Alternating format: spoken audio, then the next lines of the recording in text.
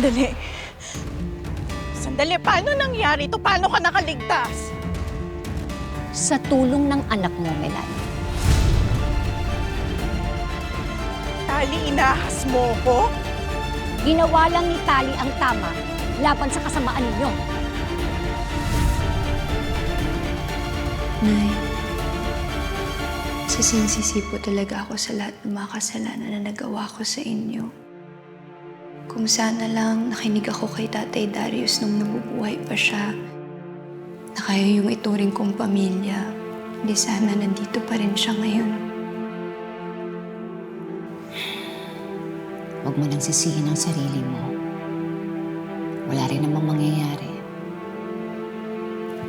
Nay, mapapatawad niyo po ba kaya ako sa lahat ng mga kasalanang nagawa ko sa inyo?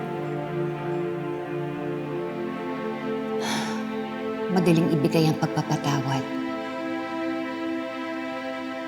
Kaya kitang tanggapin ulit dahil anak pa rin kita. Pero Tali, kailangan nang mahuli si Navia at Melania.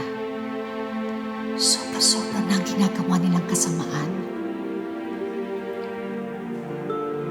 Pero Nay, hindi ko talaga alam kung nasan sila. Kahit gustuhin ko man sabihin sa'yo, wala talaga akong idea eh. Kung ganon, aalamin mo.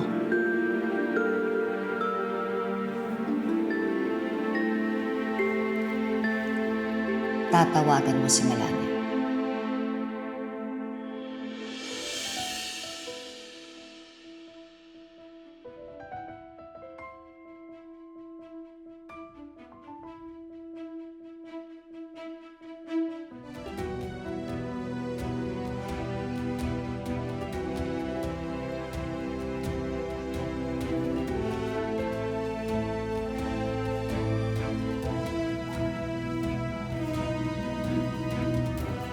Hindi ako sigurado kung magtitiwala pa si Nanay Rosel. It's not gonna be easy. Kaya nga gagawan mo ng paraan eh.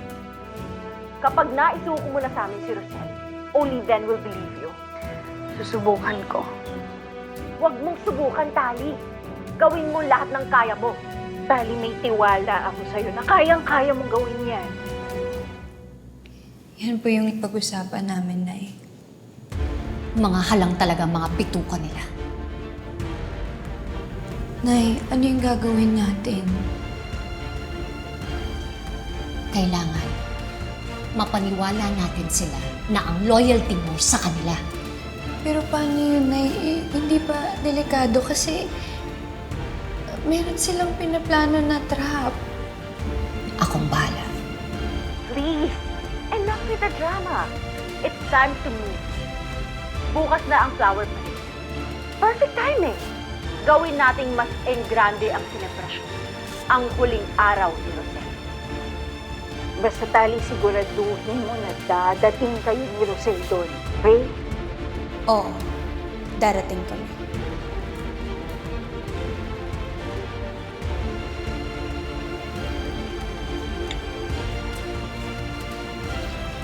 Ano na? Tuloy tayo? Oo, Tali. Wala nang makakapitig sa akin. Umanda sila.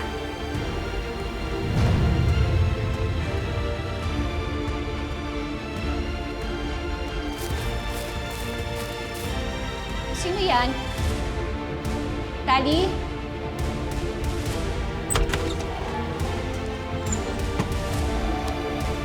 Activated nung yung time bomb. May ilang minuto tayo para tumakas. Halika na ho.